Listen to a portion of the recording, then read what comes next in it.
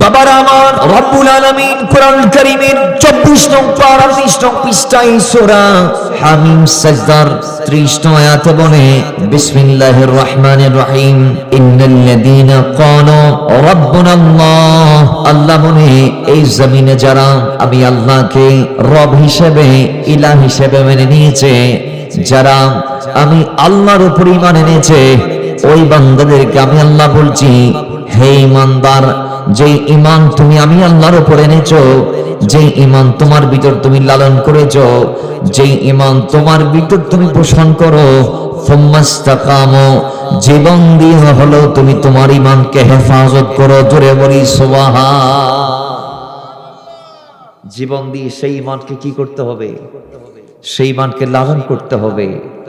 আপনি আজকের সমাজে আমরা যারা আছি আমাদের দিকে তাকাইলে আপনি দেখবেন আমরা ম্যাক্সিমাম ঈমানের তাবাক্কা করি না, আমরা ঈমানকে পরোয়াই করি না। রাসূলুল্লাহ যেই সুন্নাহ, সেই সুন্নাতে নববী সিস্টেমে আমরা জীবন ধারণ কিংবা লালন করতে পারি না। আমরা মন মতো চলি, ইসলামের বাইরে কদম দেই, আমরা নবী ওলি রাসূলদের পথে মতে না থেকে শয়তানের পথে চলি। আজকের সমাজে দেখবেন আমাদের কিছু বান্দা এমন ভাবে জিন্দেগিকে লালন করছে, মৃত্যুর চিন্তা একবারের জন্য তার ভিতর আসে না। আছে দুনিয়া নিয়ে, দুনিয়া কেমনে অর্জন করবে, খালি জায়গাটাতে কেমনে বিল্ডিং বানাবে, দোকান একতলা সেটাকে কেমনে দ্বিতল বিশিষ্ট করবে, তার জায়গাটা সে কেমনে বাউন্ডারি দিবে, আপন আপন চিন্তায় প্রত্যেকে ব্যস্ত এবং এই চিন্তাকে সামনে নিয়ে জীবনকে ধারণ করছে। মঞ্জিলে পৌঁছার জন্য হালাল হারামের কোনো তাবাক্কা আমার দেশের মানুষ আজকে করে না। আজকে তারা যেমন চাই তা করে, যে পাচ্ছে কলমের খোঁচার মাধ্যমে দেশ থেকে কোটি কোটি টাকা আত্মসাৎ সে করছে, যে পারছে একটু সামান্য সে ওটা মেরে দিচ্ছে, যে পারতেছে যেদিকে সে সেদিকে ইমানের বিদ্বেষে কাজ কর্মে লিপ্ত। ইমানের 5 টাকার দাম আজকে আমার আপনার কাছে নাই। যিনি দুধ বিক্রেতা দুধে পানি মিশাই, যিনি সবজি বিক্রেতা ওজনে কম দেই, যিনি চাল ডাল বিক্রি করে ওজনে কম দেই, 2 নাম্বার চালকে 1 নাম্বার বলে বিক্রি করে, যিনি ফ্রুটস বিক্রেতা, তিনি আমি আপনি জীবনকে উন্নীত করতে, জীবনটাকে পরিপাটি করতে, অসুস্থ থেকে সুস্থ হতে যে ফ্রুটস খাচ্ছি সেখানে সেই ফরমালিন তথা বিষ মিছিয়ে দিচ্ছেন। কথা বলেন ঠিক না? কাপড় দোকানদার যিনি আছে 2 নাম্বার কাপড়কে 1 নাম্বার বলে বলে বিক্রি করতে করতে তার জীবন যায়। দোকানদার যেই যেটার করছে সে সেদিক থেকে 2 নাম্বারই করছে। জমির মালিক আমরা যারা আছি, প্রত্যেক বছর আরেকজনের জমিতে 4 আঙ্গুল 2 আঙ্গুল করে আইল প্রবেশ করায়, এদিক থেকে কাটি মাটিগুলো ওইদিকে চাপা দেয়।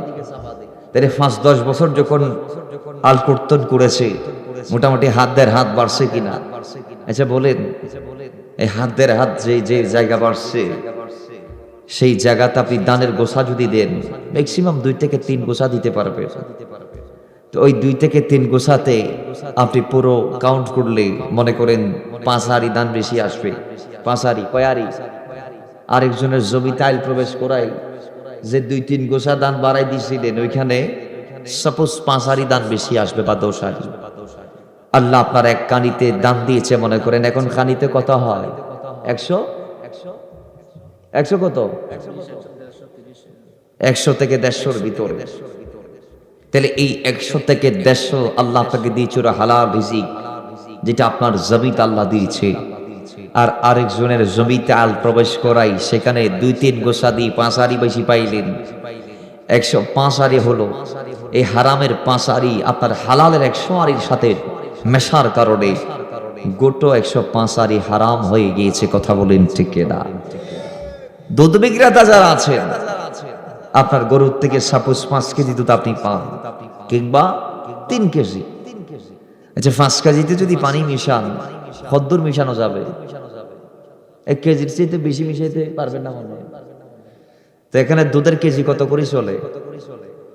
80 টাকা। আপনাকে আল্লাহ 5 কেজি দুধে 80 করে 400 টাকা দিয়েছে, ওরা হালালের টাকা। আর আপনি সেখানে 1 কেজি পানি মিশাই 80 টাকার বেশি দুধ বিক্রি করে 480 টাকা পাইলেন। আল্লাহ আপনাকে হালাল রিজিক হিসেবে দিয়েছিল 400, সেখানে হারামের 80 টাকা মেশার কারণে পুরো 480 টাকাই হয়ে গিয়েছে হারাম। কথা বলেন ঠিক কিনা? আজকে আমাদের কাছে ইমানের গুরুত্ব আছে নাই? বাবার আমার আল্লাহ বলেছেন সুম্মাস্তাকামু, ইমানকে হেফাজত করো। এই বান্দা ইমানকে লালন করো, ইমানের উপর ইস্তেকামত থাকো। শনিবার ইমানকে লালন করে রবিবার ইমানকে দূরে রাখবা, সোমবার ইমানকে লালন করবা, মঙ্গলবার ইমানের কথা ভুলে যাবা। হতে পারে না। আল্লাহ বলে ইমানদার ইমানটাকে হেফাজত করো, ইমানের পথে অটল অবিচল একেবারে শক্ত করে থাকবা। সাহাবায়ে কেরামদের দিকে তাকাইলে দেখবেন জীবন দিয়েছে, ইমান তারা দেন নাই। কথা বলেন ঠিক না? আচ্ছা বাজান, হাদিসে পাকে কয়েক জায়গায় মিথ্যা বলার অনুমতি দেয়া হয়েছে।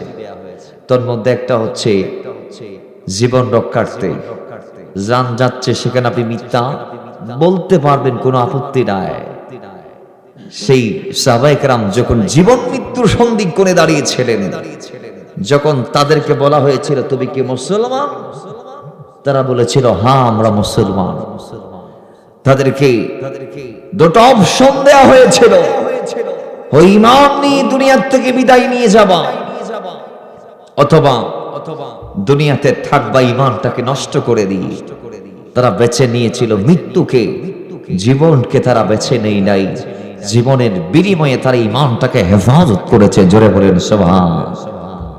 সেই ইমানের গুরুত্ব আজকে আমার আপনার কাছে নাই। বাবার আমার সাইয়েদনা বেলাল রাদিয়াল্লাহু তাআলা মালিক ছিলেন কাফের, উমাইয়া বিন খালফের গোলাম ছিলেন বিলাল। বিলাল রাসূলের কদমে একদিন গিয়ে কলমাটা পড়ে নিলেন। চুপি সারে যখন তিনি মুসলমান হয়ে গেলেন, কবর চারদিক ছড়াই ছিটিয়ে গেল। কবর যাইতে যাইতে তার মালিক উমাইয়ার কানে, উমাইয়া ডাক দিয়ে বলে বেলাল, আমার গ্রামবাসীরা আমাকে বলেছে তুমি রাসূলের কদমে গিয়েছো, নবীর কলমা পড়ে মুসলমান তুমি হয়েছো। আমি শুনেছি, আমার শোনা কথা সত্য নাকি মিথ্যা জানতে চাই। সেইদিনা বেলাল হাবশী বলেছে হ্যাঁ সত্য, আমি আল্লাহর নবীর কদমে গিয়ে ঈমান এনে ফেলেছি। জোরে বলি সুবহান। আমি রাসূলের কদমে গিয়েছি, আমি কলমা পড়েছি, আমি মুসলমান হয়েছি, আমি ঈমানদার। জোরে বলেন ঈমান।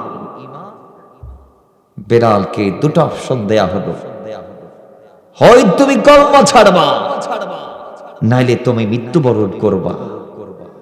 বেলাল বলে আমি কলমা ছাড়তে পারবো না, আমি ঈমানটাকে নষ্ট করতে পারবো না। রাসূলুল্লাহকে আমি ওয়াদা দিয়েছি, ইয়া রাসূলুল্লাহ সাল্লাল্লাহু তাআলা আলাইহি ওয়াসাল্লাম, ও মদিনাওয়ালা, আপনার কদম থেকে যে ঈমানকে আমি নিচ্ছি, আমি জীবনের বিনিময়ে হলো সেই ঈমানকে হেফাজত করব। জোরে বলি সুবহান। এই জন্য বাবার আমার জীবনটা কোরবানের তিনি সিদ্ধান্ত নিয়ে ফেলেছে। বেলাল বলে মারলে মারো, কাটলে কাটো, আপত্তি নাই। রাসূলের কদম থেকে যে ঈমান এনেছি সেই ঈমানকে নষ্ট করতে পারবো না। যে কথা সেই কাজ উমাইয়া তার কাজ শুরু করলেন। উমাইয়া বলে বেলাল দেখি ঈমান নিয়ে কতক্ষণ টিকতে পারো। সেদিন বেলালকে আবার আঘাতের পর আঘাত করা শুরু করলেন, একের পর এক আঘাত। বেলাল রাদিয়াল্লাহু তাআলা সমস্ত শরীরের কাপড় খুললেন, গলার মধ্যে উটে রশি লাগালেন। উটে রশি লাগার পরে সেইদিনা বেলাল রাদিয়াল্লাহু তাআলা কে গলার মধ্যে রশি লাগিয়ে আরবের বকাটে বকাটে ছেলেগুলারে ডাক দিলেন, কই এই উলঙ্গ বেলালকে গলার মধ্যে রশি লাগিয়ে দিয়েছি, গোটা আরব ঘোরাই ঘোরাই তোমরা সবাই রে তারে দেখাই দাও, পরবর্তীতে আবার আমাদের কদমে নিয়ে আসবা। যেই কথা সেই কাজ। সেইদিনা বেলালকে গলার মধ্যে রশি লাগিয়ে গোটা আরবটা তারে ঘোরাইলেন, উলঙ্গ অবস্থায় সবাই দেখাইলেন। বাচ্চাদেরকে নির্দেশ দিলেন পিছন থেকে এই বাচ্চারা বেলালের গায়ের মধ্যে পাথর নিক্ষেপ করো। সেইদিনা বেলালকে গালের মধ্যে, হাতের মধ্যে, মাথার মধ্যে, গোটা আপাদে মস্তকের মধ্যে আঘাতের পর আঘাত তারা করেছিলেন। সমস্ত আঘাত শেষে এবার উমাইয়ার কদমে যখন তাকে আনা হলো, প্রশ্ন করা হলো, বেলাল এবার তুমি আবার দ্বিতীয় প্রশ্ন তোমারে বলছি, ওয়াপস আবার তোমারে বলছি, বলো ঈমানটাকে রাখবা নাকি ছাড়বা? জীবনটাকে রাখবা নাকি লস করে দেবা? জীবনটা নিয়ে দুনিয়ার মধ্যে থাকবা নাকি জিল্লত নিয়ে মরে যাবা? সেদিন বেলাল বলেছে, রাসূলের কদম থেকে যে ঈমানটা নিয়েছি সেই ঈমানটা নষ্ট করা যায় না, ওই ঈমানকে জীবনের বিনিময়ে হেফাজত করতে হয়। জোরে বলি সুবহানাল্লাহ। আমি ঈমানকে নষ্ট করতে পারবো না, প্রয়োজনে জীবন নষ্ট হয়ে যাবে। বাবারা আমার এবার তাকি উত্তপ্ত বালির উপরে চিৎ করে শোয়ালেন, সিনার মধ্যে পাথর তুলে দিলেন, উপর থেকে একজন প্রেসার ক্রিয়েট করে বিরাট পাথর তার সিনার উপর তুলে দিলেন। সেই দিন বেলাল বলে, তো কষ্ট আমি বুক করেছি, মনে হচ্ছে মারা যাব, দম বন্ধ হয়ে যাচ্ছে, দুনিয়ার কিছু দেখছি না। ওই সময়ে কাফেররা যেই কাজের জন্য আমাকে আযাব দিচ্ছে, জিল্লত দিচ্ছে, ওই আযাবের মুহূর্তেও আমার মুখ দিয়ে শব্দ বের হয়েছে আহাদ। জোরে বলি সুবহান। তখন আমি বলেছি, আমার আল্লাহ এক, আমি তোদের মতো লাখ লাখ খোদার পূজা করি না, আমি তোদের মতো 33 কোটি দেব দেবতারে মানি না, আমার আল্লাহ এক। জোরে বলি সুবহান। ইমাম রাজি বলছে, সেদিন বেলালের মুখ দিয়ে আরেকটি শব্দ এসেছে, ইয়া মুহাম্মদ, ইয়া মুহাম্মদ, ইয়া রাসূলুল্লাহ সাল্লাল্লাহু তাআলা আলাইহি ওয়াসাল্লাম, রাসূল আমাকে বাঁচান। জোরে বলি সুবহান। তেরে বাবার আমার দিন গেল এভাবে আযাবে আযাবে, জিল্লতে জিল্লতে, ঈমানটাকে নষ্ট করে নাই। রাত হলো, সেই দিনা বেলাল বলে, রাত যখন গভীর হলো, আমি উলঙ্গ, গায়ের মধ্যে কাপড় নাই, আমার দুই হাত দুই পা ওই উমাইয়া তার গুড়ির বিরাট ফিলারের ভিতরে বাঁধলেন, পেছন দিকে আমারে বাঁধলেন, মাঝখানে পিলার সামনে আমি আমার দুটা হাত পিলারের ওপারে, দুই হাতকে বাঁধলেন, দুটা পাকে বাঁধলেন। উমাইয়া তার চাবুকটা বের করলেন, নতুন চাবুক আমাকে দিয়ে আঘাত করা শুরু করলেন, আমাকে মারতেছেন ওই চাবুক দিয়ে। আল্লাহর কসম আমি অনেক কষ্ট পেয়েছি। কিভাবে জানোনি?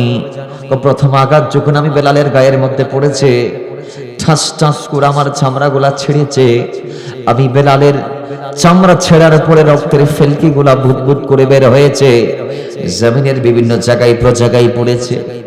প্রথম আঘাতে আমি বেহুশ, মাথার মধ্যে আবার পানি দিলেন, আমি আবার হুঁশে আসলাম, আবার দ্বিতীয় আঘাতটা করলেন, আমি বেহুশ হয়ে গেলাম, গা যেদিকে পড়লো সেদিকে ছিঁড়ে গেল, চাবুকের আঘাত যে গানে পড়েছে ছিঁড়ে গেছে, রক্তগুলা ফেলকি দিয়ে দিয়ে বের হয়েছে, আবার আমি বেহুশ হয়ে গেলাম, মাথার মধ্যে আবার পানি ডালা হলো, আবার তৃতীয় আঘাতটা করা হলো। এইভাবে একটা নয়, দুটা নয়, পুরো রাত ব্যাপী আমি বেলালকে আঘাত করেছে।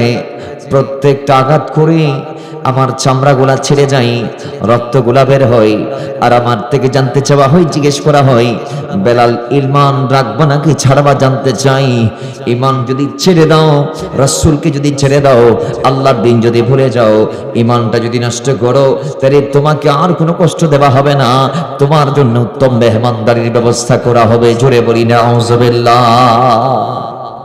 ঈমানটাকে নষ্ট করো। বেলাল প্রত্যেকবারেই বলেছে, আমি ঈমানকে ছাড়তে পারবো না, প্রয়োজনে জীবন চলে যাবে। জোরে বলি সুবহান। তাহলে আজকে সেই ঈমানের মূল্য আমাদের কাছে নাই, সেই ঈমানের গুরুত্ব আমাদের কাছে নাই। আমাদের কাছে যদি ঈমানের গুরুত্ব থাকতো, আমরা ভাই হয়ে ভাইকে ঠকাইতে পারতাম, আমরা নামাজ বাদ দিতে পারতাম। এই যে সামনে রমজান আসবে, ইসলামে নামাজের পরে রোজার কথা এসেছে, ঠিক নেই? আমরা কি রোজা পালন করি? সবাই অবশ্যই করি, যদিও আপনারা কথা বলতেছেন না, ভয়ে চুপসে আছেন। কেন? কারণ আমাদের মাঝে মধ্যে দুই একটা ছড়িয়ে যায়, ঠিক নেই? রমজান আসবে, দেখবেন আমাদের অনেক ছেলে রমজানের সঠিক রোজা রাখতে তারা পারে দিনের বেলা চায়ের দোকান খোলা থাকে আমাদের সমাজে। আমাদের যুবকগুলা গালের মধ্যে পাঞ্চা বাইচা বাইক বাড়ির বাইরে বের হয় রমজানের দিনে, কেউ কেউ ওপেন ধূমপান করে, ঠিক নেই? অথচ এই মাস কোন নবী রাসূলকে আল্লাহ দেয় নাই, শুধু আমাদের নবীর সাদাকায় আমাদেরকে দিয়েছে, কিন্তু আমরা কদর করতে পারি না। রমজানের দিনেও আমরা ওই বাকি 11 মাসের মতো করে কাটাই। আপনি দেখবেন রমজান আসার আগে আগে মোটামুটি সবকিছু দাম বাড়া, গোটা পৃথিবীতে সব দাম কমে, শুধু আমারই দেশ ছাড়া। মুড়ির মধ্যে ফরমালিন দেই রমজানে, যাতে তাড়াতাড়ি চুপসি না যাই। ফুতা নয় বেল্লাই, ওয়া খিনো বেল্লাই, বিসমারিদের দে, কি মারিদের দে, বিসমারিদের দে, ফুতানো বেল্লাই মুড়ি। কোথায় যাবে? গোটা বিশ্বের সব কিছুর দাম কমে, আর আমার দেশে রমজান ঢোকার আগে আগে দেখবেন পৃথিবীর জমিন থেকে সিঁড়ি গায়েব হয়ে গেছে।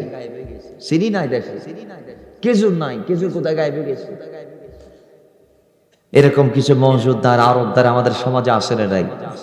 হাদিসে পাকে এসেছে, রাসূলুল্লাহ সাল্লাল্লাহু আলাইহি ওয়াসাল্লাম বলেছেন, মান গাশশারা ফালাইসা মিন্না, যিনি মানুষকে ঠকায়, যিনি গোদামজাত করে মানুষকে দুর্ভোগে ফালায়, রাসূলুল্লাহ বলে সে আমার উম্মত নয়, সে রাসূলের উম্মত নয়। এজন্য রমজান আসলে চিন্তা করবেন একটু করে কিভাবে সহনশীল হওয়া যায়। ব্যবসা 11 মাস করেছেন, এই 1 মাস চেষ্টা করবেন একটু সহজ করে দিতে, চেষ্টা করবেন প্রতিটা সামান থেকে কয়েকটা টাকা কমিয়ে মানুষকে কেমনে বেটার সার্ভিসটা দেওয়া যায়। কারণ আপনি যদি আল্লাহর বান্দার প্রতি রহম করেন, দয়া করেন, আপনার প্রতি রহম করবেন কে? আওয়াজ দিয়ে বলেন, রহম করবেন কে? এজন্য আমাদের সহনশীল হওয়ার দরকার আছে না নাই? এখন তো সব কিছু নাফিদ বলবে চুলে কাশি মারি এরকম 200 টিয়া দাও, বাইরন করা এরা দইতে বলবে কয় 100 টিয়া দইবে, ইদর ইদর ইদর। রিক্সাওয়ালা একবার উনি নামি করে বলবে 150 টিয়া, ঠিক নেই? তাহলে সব কিছুর দাম বাড়িয়ে যায়।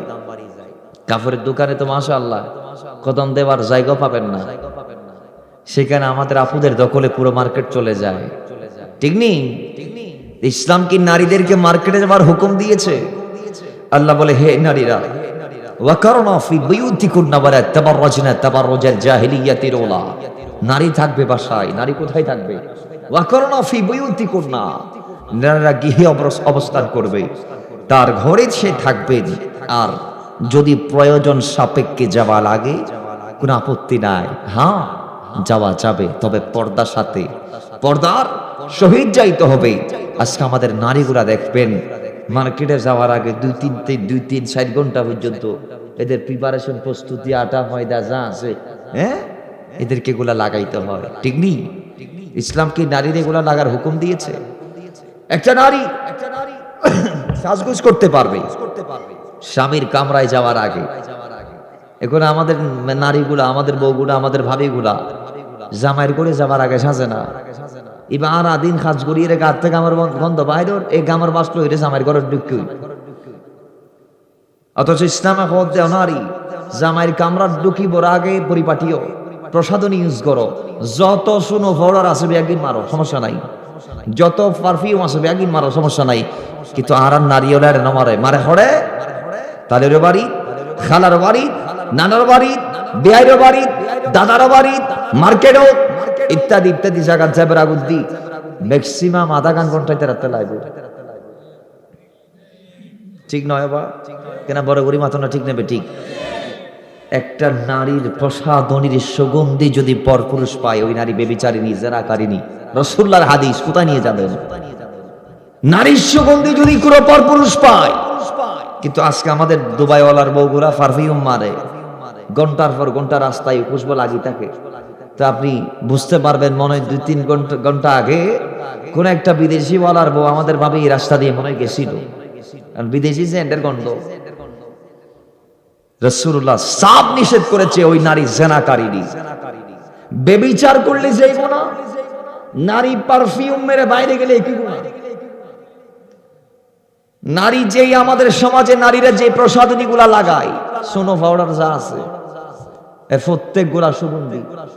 এইগুলা প্রতিটা প্রোডাক্টের গায়ে কি দেখবেন আপনি এখানে সুগন্ধি হওয়ার মতো মেটেরিয়ালস এরা দিয়েছেন, তো ওই মেটেরিয়ালস তারা মুখের মধ্যে লাগাই বাড়ির বাইরে গেলে গন্ধ বের, সুগন্ধি বেরোয় কি না? রাসূল পাক কদ্দে সুগন্ধি খনগফর পুরুষে পাইলে নারী বে জানা করলে সেই গুনাহ দিলে গুনাহগারে নাউজুবিল্লাহ না ফুরিবেন ওয়া তাইবার বউলরে কিনে দিবেন না, আরে দিবেন সমস্যা নাই, কিন্তু অনর কামরার দুকি বর আগে ইউজ করিবেন লাই, বাইরে বাইরে বর আগে দিবেন লাই নো। আল্লাহ আল্লাহ বুঝিবার তৌফিক দান করুন, আমিন করুন।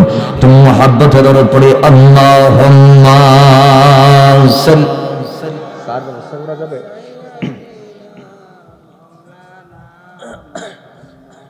ওয়া আলা আলি সাইয়্যিদিনা,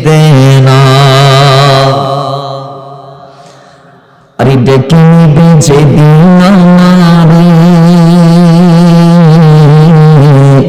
তোমার প্রিয় করে হায়াতের দিন ফোরাবে খাতিমা ঈমান মোরে দিও ও আল্লাহ।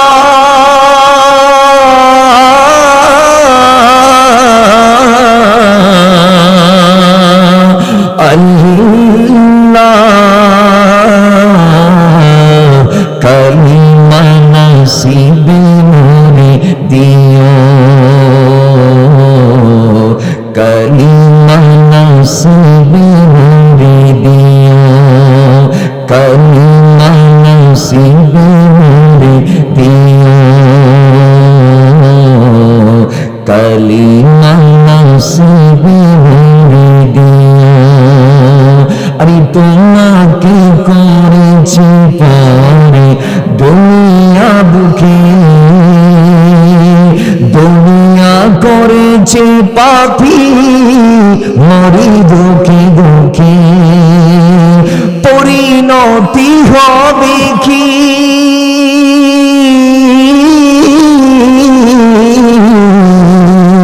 আরে চলে গেলি দান মালা কুলি মত আমার আসবে যখন, আরে তখন তোমার রহমের হাত বাড়ি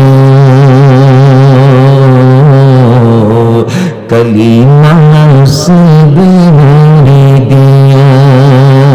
আরে দু হাতে কেড়েছি হক কত মানুষের, আরে আঘাতে করেছি কত কত যে মনের, মানিনি তো তোমাকে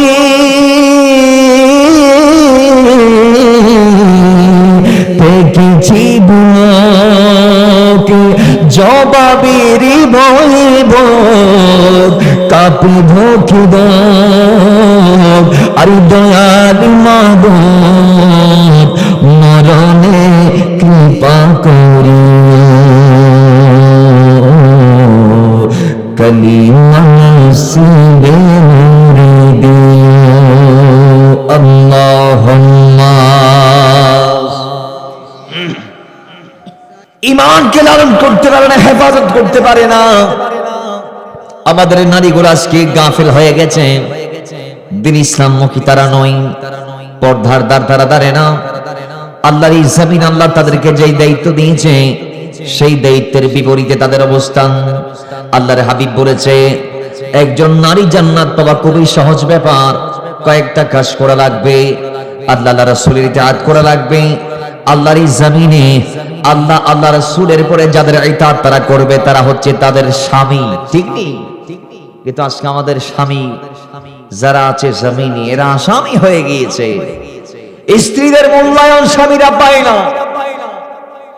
আমাদের সমাজের স্ত্রীগুলা মন মতো চলে, মন মতো জামাইয়ে ঘুলি বধু হল আসে না, জামাই ইন্দি সুইন্ত হল ইন্দি কা হদ ইন্দি না যাই নিবে না সুন্দর রাস্তা, ঠিক নেই?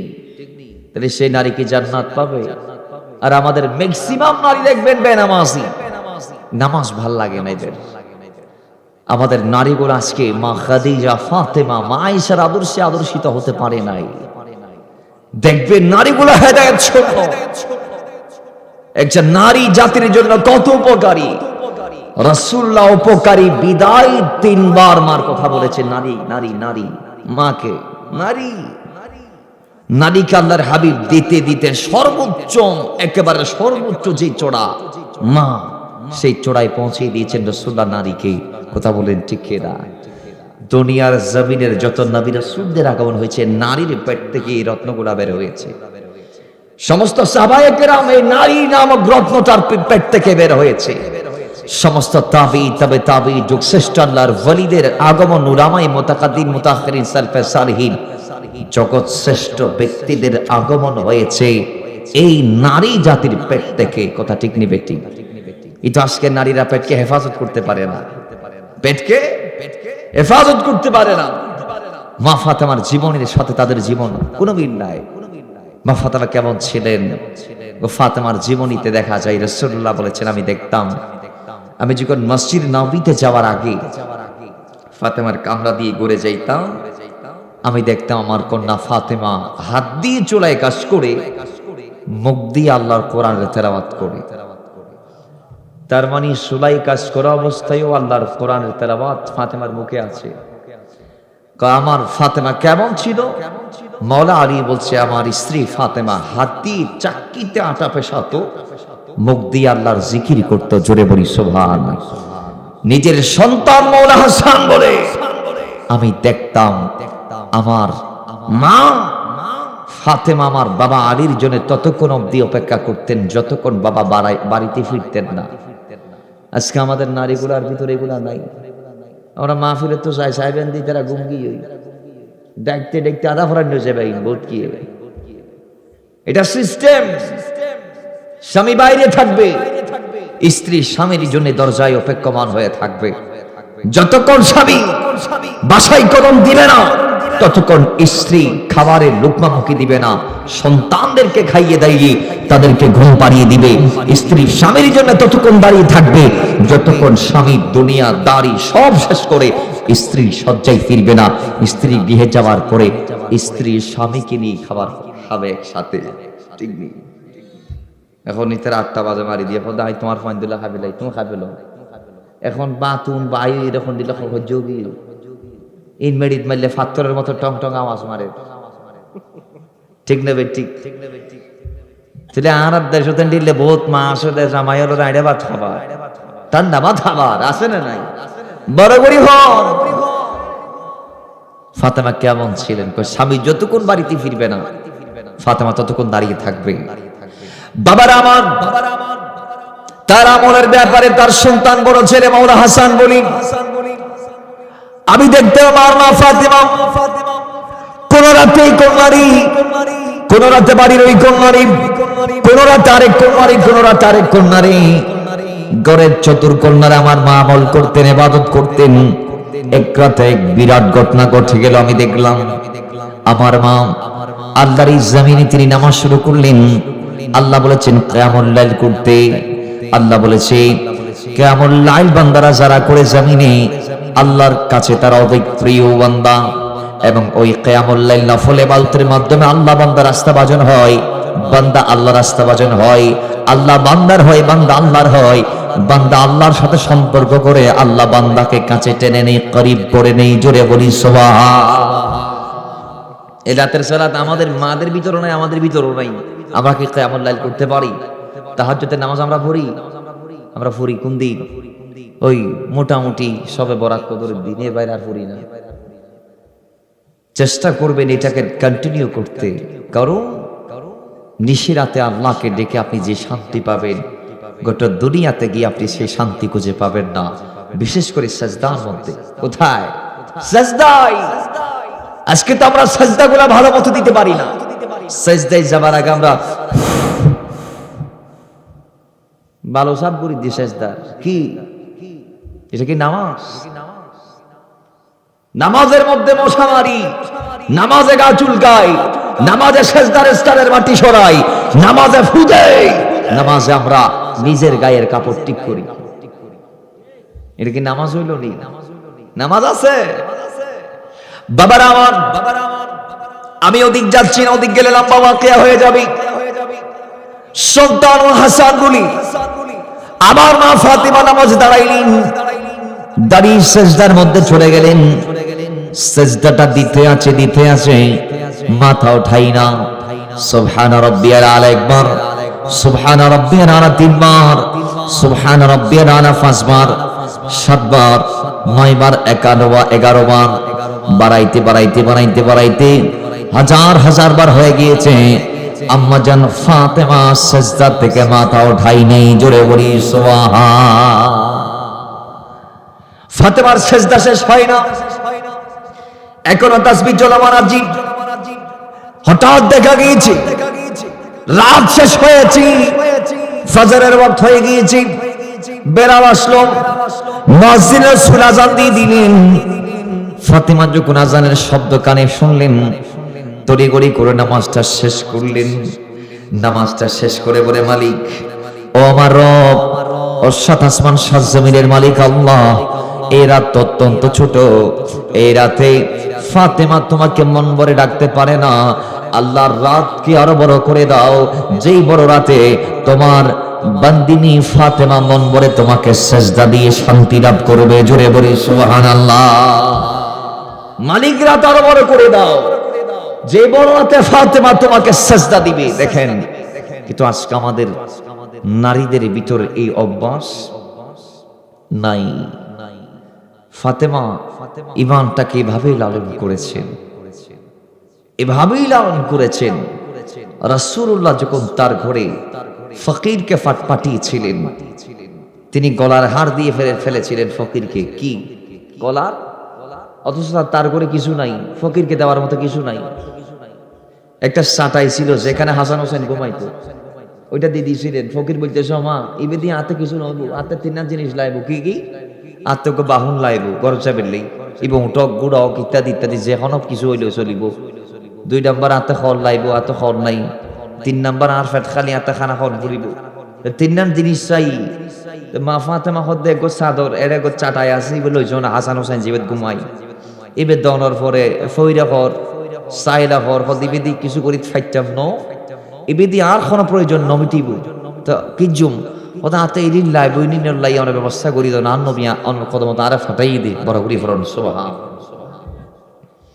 বাবার আমার, তিনি নিজের গলার হার খুলে দিয়ে দিলেন। গলার হার আমার নবীর কদমে গেলেন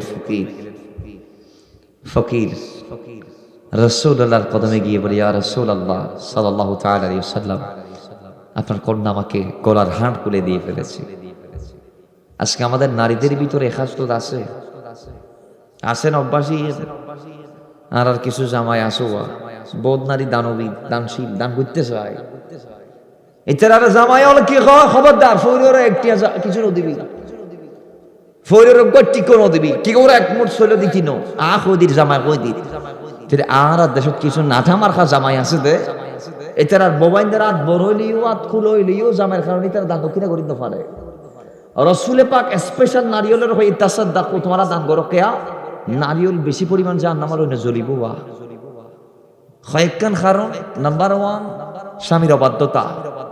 কি স্বামীর যে দিক কিনা খাবাইবেন খাবন, একান নখাবাইলি হবো তো তুমি আরে কি খাবাইও।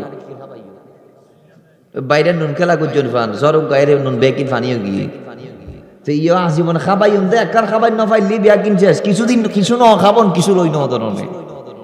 এই হতা গানের কারণে নারিয়ল জাহান্নামের হইনে জ্বলিব। এই হতা গানের কারণে রাসূল আরবী ইসলাম বলেছেন, তোমরা স্বামীর অবাধ্যতা করো, অবাধ্য হও, এবং তোমরা দিন ও জ্ঞানের ব্যাপারে অপূর্ণতা থাকা সত্ত্বেও একজন সুচতুর বিবেকবান পুরুষকে জ্ঞানহীন করে ফেলো। নাউজুবিল্লাহ ছড়ে বলে।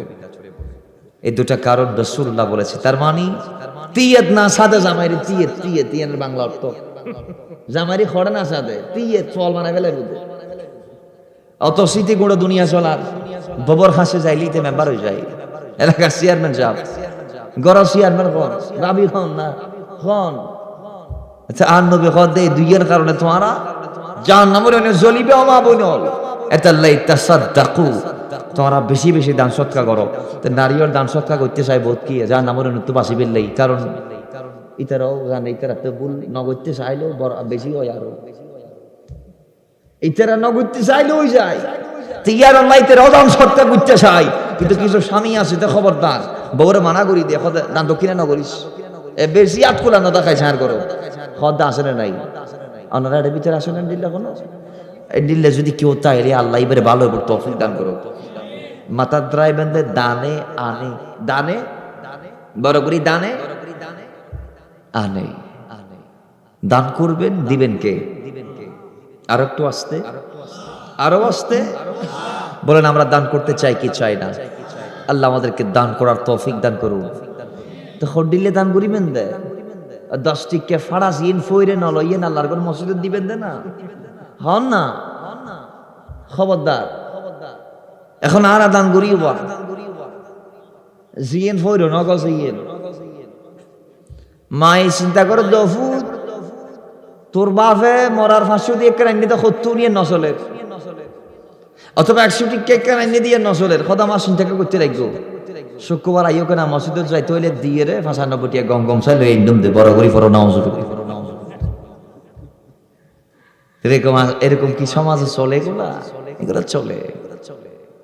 আল্লাহ বলেছেন লান তারালুল বিররা হাত্তা তুনফিকু মিম্মা তুহিব্বুন। দান করবা কোনটা যেটা তোমার জীবনে সবচেয়ে দামি সেটা আল্লাহর জন্য দাও। জোরে বলি সুবহানাল্লাহ। এবার আপনি দিচ্ছেন যেটা সবচেয়ে নিকৃষ্ট সেটা আল্লাহ বলেছেন উৎকৃষ্টটা দিবা নিকৃষ্ট। আরে তোমাকে ডাকি যদি একবার না আমাকে কাছে টানো বারে বারে বলি তোমাকে ডাকি যদি একবার না আমাকে কাছে টানো যদি পথি বলে যাই আমাকে দিও ঠাই যদি পথি বলে যাই আমাকে দিও ঠাই দিও দিশি এই তো কোয়াবিদার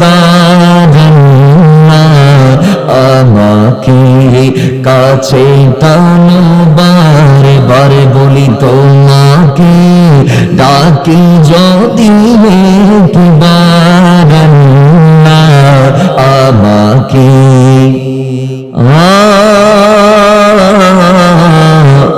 আরে দুনিয়ার বুকে আমরা সবাই মুসাফির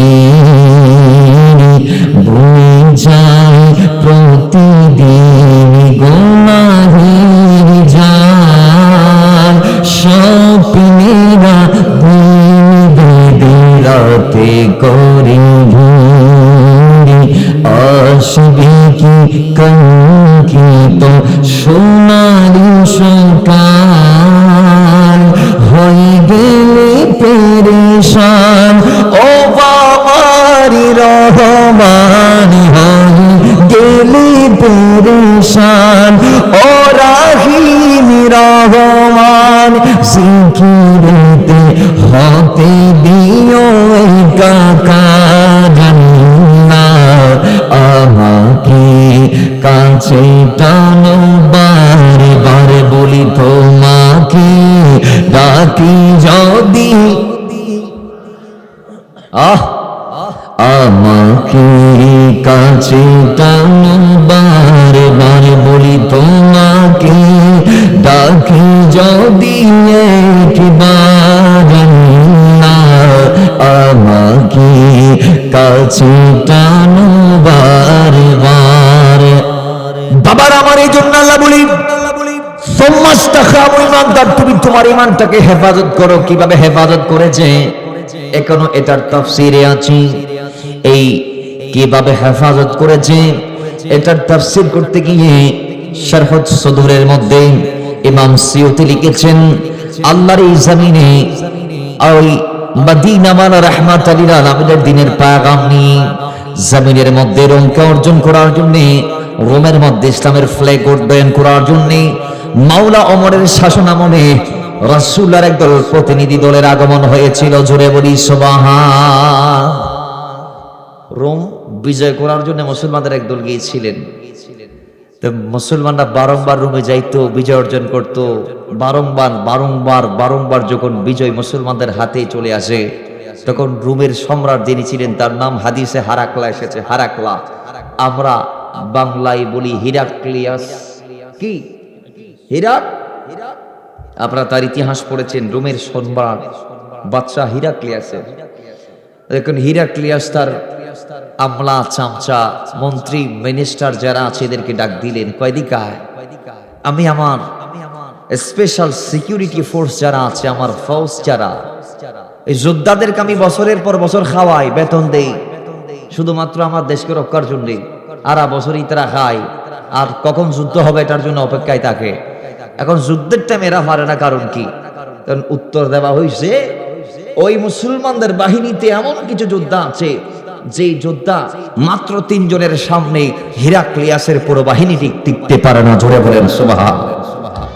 কয়জন? এখন 3 জনকে হিরাক্লিয়াস বলে, এদেরকে যেমনে পারো দমাইতে হবে, এদেরকে দমাইতে না পারলে আমরা শেষ। এখন 3 জনের কাছে প্রতিনিধি পাঠাইলেন, কয় তোমাদেরকে বাদশা দাওয়াত দিয়েছে, হয়তো সে তোমাদের সাথে সন্ধি করবে কিংবা চুক্তি করবে, অথবা রোম তোমাদের হাতে দিয়ে দিবে। সুবহানাল্লাহ, জোরে বলেন। ইতারা হদ না আরো তো আসছি দিয়ে এর রুম মাঝে ইসলামের ফ্ল্যাগ এ নোড়াই দিবেন লাই। তো বাদশা যদি আর সুযোগ দিলে এটা আর মারণ হারানোর দরকার নাই, তো আর ফতকা তুলি দি যাই বই ওকে প্রতিনিধি বয় দি বড় গুলি ফরন সুবহানাল্লাহ।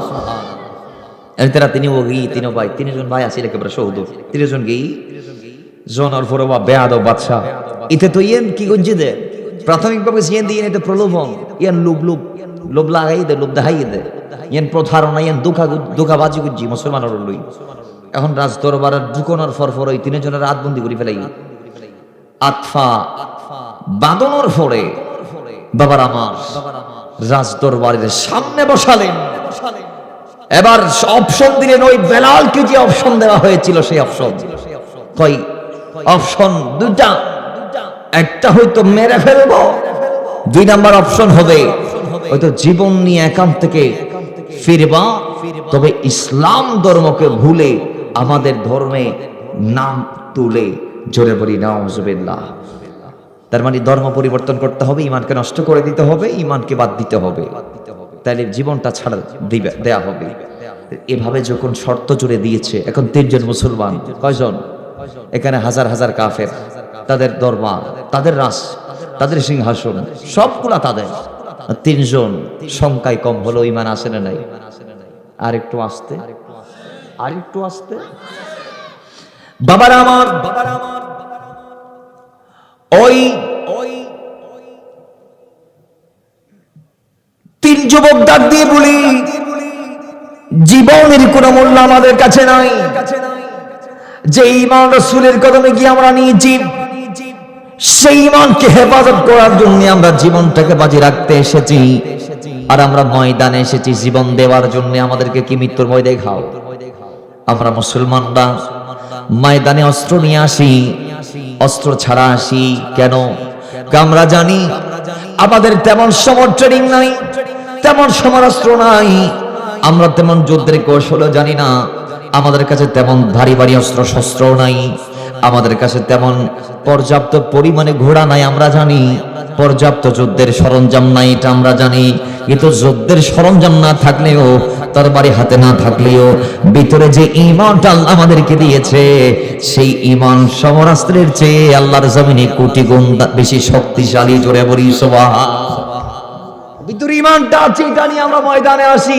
আর আমরা যারা ময়দানে আসি, এখান থেকে বাড়ি ফেরত যাওয়ার জন্য আসি না, জীবন দেওয়ার জন্য আসি। তো ওনারা বেগুনে যারা মরই একজন লাই, মরইয়ে জীবে মইতে আইছেন দিলে একজন লই, মারই 100 জন পারিব না, ইবা আইসিনে মরি যাবি নাই। 3 যুবক হদ খারে মরার বই দেখো, এটা কি এতে আসছি দি না, এটা মইতে আসছি দি বড় করি ফরন, আর একখানা বড় করি এসেছি কেন? জীবন দেওয়ার জন্য। বাবা খেয়াল করবেন, ইমানের কাল লাগান, ইমানের কতটুকু দাম দেখেন তাদের কাছে। কই আমরা ইমানটাকে নষ্ট করতে পারলাম না, আমরা জীবন দেওয়ার সিদ্ধান্ত নিয়ে নিলাম। বাদশা বলে ঠিক আছে, তোমাদের বয়স কম, রক্ত গরম, আমি জানি, আমি 1 সপ্তাহ টাইম দিলাম। 6 সপ্তাহ? বাবার আমার 1 সপ্তাহ টাইম দিলেন, তাদেরকে জেলখানায় প্রেরণ করলেন। হাজতে প্রেরণ করার পরে এবার তাদেরকে 1 সপ্তাহ পর্যন্ত টাইম দেওয়া হলো একজন আরেকজনের সাথে মত বিনিময় করার জন্য। আল্লাহর কসম, 3 ভাই, এক ভাই আরেক ভাইয়ের সাথে একবারের জন্য মত বিনিময় করে নাই। ওই 1 সপ্তাহ 3 ভাই মিলে আল্লাহ রাসূলের প্রেমে তারা সেখানে নামাজ, রোজা, নফল ইবাদত, জিকির, আজকার যা আছে সব করেছে। জোরে বলি সুবহানাল্লাহ। একবারের জন্য একজন আরেকজনকে বলে নাই, ইয়া কি হ ভাই, কি বাদশার কথা মান্যম না নাকি না মান্যম, এই পরামর্শই গরিবের লাই তারা 1 সপ্তাহ টাইম দিয়ে নি, জিয়ানুল্লাহ টাইম দিয়ে নি, তারা আলোচনাও না করে ইতারা আল্লাহর লয় আসিল 1 সপ্তাহ পর্যন্ত জেলখানার ভিতরে। ইতারা বাইরে তাইর ইতারা জিয়ান গুজতো, জেলখানার ভিতরে ইতারা ইয়ান গুজছে বড় বলি ফরন সুবহান। এখন 1 সপ্তাহ শেষ, রাজা বের করলেন। ও যুবকরা, কি সিদ্ধান্ত নিলা তোমরা? একটু শুনতে চাই। সিদ্ধান্ত কি আবার? 1 সপ্তাহ আগে যেটা বলছি এখন এটা বলবি। 1 সপ্তাহ আগে বলেছিলাম জীবন দিব, ঈমান দিব না। আজকেও বলছি জীবন দিব, ঈমান দিব না। প্রয়োজনে আমাদের দেহ থেকে মাথা আলাদা করবা, প্রয়োজনে এই মুহূর্তে আমাদেরকে জমিন থেকে কবরে পাঠাইবা, তারপর আমরা ঈমান দিতে পারবো না। জোরে বলেন সুবহান। এখন বাদশা বলে ঠিক আছে, একটা ডেট ফিক্স করলেন, অমুক তারিখ তোমাদের মৃত্যুদণ্ড কার্যকর করা হবে। রাজ্যের মধ্যে রুল পিটাই দেওয়া হয়েছে। দূর দূরান্তের ইহুদি খ্রিস্টান গুলা সবাই সমবেত ময়দানে হাজির। রাজা মৃত্যুদণ্ড দিবে 3 মুসলমান যুবককে। দেখি কেমনে তাদেরকে মারে। বিরাট একটা উনুন চূড়া, নিচ দিয়ে আগুন জ্বালিয়ে দেয়া হলো। অনেক বড় একটা ডেকসি, সেখানে গরম পানি দেওয়া হলো। এবার বিরাট একটা মঞ্চ, যাতে সবাই দেখে, এরকম একটা মঞ্চ প্রস্তুত করা হলো। রাজা বলে, এই 3 যুবকের বয়সে সবচেয়ে বড় তুমি, তোমাকে বলছি শোনো, তোমার সামনে তোমার মৃত্যু দাঁড়িয়ে আছে। তোমাকে এখন ফালালে জীবন শেষ হয়ে যাবে। আমি জানতে চাই এই মুহূর্তে তুমি তোমার শেষ সিদ্ধান্তটা কি নিয়েছো? কি তুমি জমিনে থাকবা নাকি চলে যাবা? কয় বেঈমান হয়ে দুনিয়াতে থাকার চেয়ে ঈমান নিয়ে শহীদ হওয়াটা কোটি গুণ দামি। জোরে বলি সুবহান। বাবার আমার তিনি বললেন, হক কে সাথ মরনা না হক কে সাথ জিন্দগি সে আফজল है। সত্যের জন্য, ঈমানের জন্য, ইসলামের জন্য, রাসূলের জন্য জীবন দিয়ে তার না হকের সাথে বসবাস করার চেয়ে কোটি গুণ দামি। আমি সিদ্ধান্ত নিয়ে নিলাম, জীবন কোরবান করে দেব, ঈমান বিক্রি করতে পারবো না। বাস যেই কথা সেই কাজ। বাচ্চা ওই যুবকটাকে ধাক্কা মেরে ওই গরম পানির ডেকসিতে ফেলার নির্দেশ দিলেন। তাকে হাত পা বেঁধে সেখানে ছেড়ে দেওয়া হলো। মুহূর্তের মধ্যে তিনি কয়েক সেকেন্ডে জান্নাতে পৌঁছে গেলেন। 2 ভাই মিলে দেখতে আছেন তাদের ভাই শহীদ হয়ে যাচ্ছে চোখের সামনে। এবার মেজো ভাইয়ের পালা, ওনার বয়স আর একটু কম। ওনারে বলেন, তুমি বলো তোমার ভাই যেভাবে শহীদ হয়েছি সেইভাবে কি তোমাকে শহীদ করা হবে নাকি, নাকি আমাদের দলে চলে আসবে? আমি জানতে চাই। ওই মুহূর্তে মেজো ভাই ডাক দিয়ে বলে, আমি জানি আমার বড় ভাই জান্নাত আমার জন্য অপেক্ষায় আছে, দেরি আর সহ্য হচ্ছে না, আমাকে আমার ভাইয়ের সাথে দেখা করার সুযোগ করে দাও। জোরে বলি সুবহানাল্লাহ। আমাকে আমার ভাই ডাক দিচ্ছে জান্নাত থেকে। তাকেও শহীদ করা হলো। আছে সবার ছোট বয়সে যিনি। বাদশা বলে, এরে ফেলাও। মন্ত্রী পরিষদ থেকে একজন হাত তুলে বলে, রাজা সাহেব একটু করে থামান, একটু দাঁড়ান, আমার কিছু আপত্তি আছে। কি? এই 2টারে মারলেন, আপনার লাভ কি তো হয়েছে? 2টারে মেরে কি লাভ হয়েছে? আরে 2টারে মারবেন, আল্লাহ 2 লক্ষ পাঠাবে। 1টারে মারবেন, আল্লাহ 1 লক্ষ পাঠাবে। কারণ আল্লাহ বলেছে ইসলামকে আল্লাহ চূড়ান্ত করেছে, ইসলামকে আল্লাহ বুলবালা করেছে, ইসলামকে আল্লাহ মুকাম্মাল করেছে। ইসলামকে দুনিয়ার জমিনের যে কেউ ফু দিয়ে যদি নিভাই দিতে চায়, ইসলামের বাতিকে কেউ নিভাইতে পারবে না। হ্যাঁ, যে নিভাইতে চাইবে সে নিজে নিভে যাবে। ঠিক নেই? আজকে হিরাক্লিয়াস আছে, হেরাক্লিয়াস নাই, কিন্তু ওই মুসলমান 2 যুবক জীবন দিছে, এর কথা আছে দুনিয়ায়। এবং আমরা বলতেছি, আমরা মুসলমানরা বলতেছি, তাদেরকে স্মরণ করতেছি, ঠিক নেই? কথা ঠিক কি না? বাবারা আমার, মন্ত্রী সাহেব ডাক দিয়ে বলে, বাদশা আমার আপত্তি আছে, এই যুবকটাকে মারবেন না, ইনার আমার উপর ছেড়ে দেন। আমার একটা সুন্দরী রমণী আছে, আমার নারীটারে, আমার মেয়েটারে জমিনে যে একবার চোখ দিয়ে দেখেছে, ইনি আমার মেয়ের জন্য জীবন কোরবান করে ফেলেছে। একটা সুন্দর নারী আল্লাহ আমাকে দিয়েছে, আমি আমার কন্যাটাকে, এই যুবকের ইমানটাকে নষ্ট করার জন্য টোপ হিসেবে আমি ব্যবহার করতে চাই। আপনি তাকে আমার জিম্মায় দিয়ে দেন। আমি 40টা রাতের সময় আপনার কাছে যাই, 40 রাতের মাথায় আমি আপনাকে ফলাফল দেওয়ার জন্য আসবো। জোরে বলি নাউজুবিল্লাহ। সময় নিলেন কয় রাত? 40 রাত। ইমাম সুয়ুতি বলে নিয়ে গেলেন আবার নিজের করে। নিয়ে যাওয়ার পরে একটা সুন্দর কামরা পরিপাটি করে রাখলেন, যুবকটারে থাকতে দিলেন, ওজুর পানি এনে দিলেন, যাই নামাজ বিছাই দিলেন। ও যুবক, তোমার যা মন চাই তা করবা, মনে করবা আমি তোমার পিতা, তুমি তোমার পিতার করে থাকলে যেভাবে, আমার করেও সেইভাবে তুমি থাকো। তোমার ধর্ম আমার ধর্ম যদিও আলাদা, কিন্তু তোমার ধর্ম পালন আমি তোমাকে কোনো বাধা দিব না। যুবক বলে, অবশ্যই কোনো হেরফের আছে। একটু আগে যারা আমার 2 বাইরে মারছে, এরা আমারে তো আতিথি আপ্যায়ন করাচ্ছে, কারণ তো একটা আছে অবশ্যই, ঠিক নেই? এখন ভূতের মুখে যখন রাম রাম শব্দ শুনলেন, তখন বলে অবশ্যই কিছু একটা তো আছে কারণ। যাক, এটা পুরো পরে বোঝা যাবে, দেখি সে কি করে। তো যুবক কি করলেন? প্রথম রাত তিনি কি করলেন? নামাজের জন্য অজু টুজু করে ভালো করে পরিপাটি হয়ে ঈশান নামাজটা শেষ করে তিনি কিয়ামুল লাইলের জন্য দাঁড়িয়ে গেলেন। জোরে বলি সুবহানাল্লাহ। কিয়ামুল লাইল, রাতের সালাত, তাহাজ্জুদ যাকে আমরা বলি। এখন ওই মন্ত্রী গিয়েছে তার মেয়ের ঘরে, ডাক দিয়ে বলে, মা, তোর আমি অনেক যত্নে বড় করেছি, তোর মা নাই, আমি বাবা তোর মায়ের ভূমিকায় ছিলাম। যে আমার কাছে যখন যা চেয়েছিলি আমি তখন তা দিয়েছি, কোনোদিন আমি তোর কাছে কিছু চাই নাই। আজকে বাবা হিসেবে একটা জিনিস চাইবো, সেটা হচ্ছে আমার ঘরে একজন মুসলমান যুবককে আমি এনেছি, যা তুই তার ইমানটাকে নষ্ট করে দে। জোরে বলি নাউজুবিল্লাহ। সেই ইহুদিরা যুগে যুগে নারী দিয়ে আমাদের মুসলমান যুবকদেরকে ইমান হারা করার পায়তারা করেছে, আজও চলছে এই প্রসেসটা। আজও মুসলমানদেরকে ইমান হারা করার জন্য এই নারীদেরকে লেলিয়ে, সন্তান যখন বললেন কি করতে হবে, বাবা বলে যুবকের ইমানটা নষ্ট করতে হবে। বাস মেয়ে নিজেকে পরিপাটি করে ওই যুবকের কামরার মধ্যে প্রবেশ করলেন। প্রবেশ করার পরে মেয়ে দেখে ওই মুসলমান যুবক নামাজের মধ্যে দাঁড়িয়ে আছে। সারা রাত তিনি নামাজ পড়েছে, একটা বারের জন্য তিনি নামাজটা শেষ করে মেয়েটার চেহারার দিকে চেহারা দেন নাই, চোখের দিকে চোখ দেন নাই। মেয়েটা যুবকের সামনে পিছনে ডানে বামে ঘুরঘুর করেছে সারা রাত। আর ওই যুবকটা সারা রাত আল্লাহর ইবাদত করেছে, নফল নামাজ পড়েছে, কিয়ামুল লাইল করেছে। জোরে বলি সুবহানাল্লাহ। এই যুবক সারা রাত নামাজ পড়ছে, ওই মেয়ে সারা রাত ঘুরছে, যুবকরে বসে আনতে পারে নাই। ফজর হলো, বাবা দরজায় দাঁড়িয়ে আছে, মেয়ে বের হলেন। বাবা বলে, মা কি তুমি কি সাকসেস নি? না আব্বা, আমি পারি নাই। এই যুবক কি সারা রাত ব্যায়াম ফিয়াম কি কতগুলা করছে, একবার সোজা হয়, আবার বাঁকা হয়, আবার নিচে যায়, আবার উপরে উঠে। এ আজিব, সারা রাত ব্যায়াম করছে যুবক। এটা ব্যায়াম না, এটা নামাজ। জোরে বলি সুবহানাল্লাহ। আমাদের সমাজ অনেক আছে ফজর উঠি ব্যায়াম করে। আরে ভাই, আসল ব্যায়াম তো নামাজে।